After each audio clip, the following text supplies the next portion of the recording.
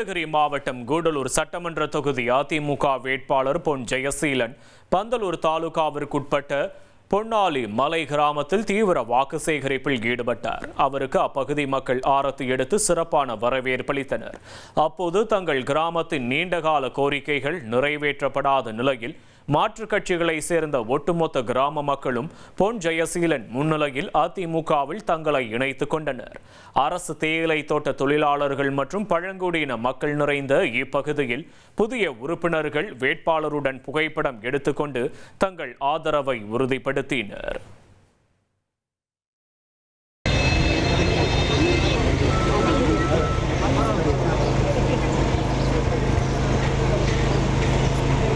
ஒன்றிய கழகத்தின் சார்பாகவும் அன்போடு வருக வருக வருக என இரு கரம் கூப்பி வரவேற்கின்றோம். கழகத்தில் இணைந்திருக்கின்ற அனைவரையும் அன்போடு வரவேற்று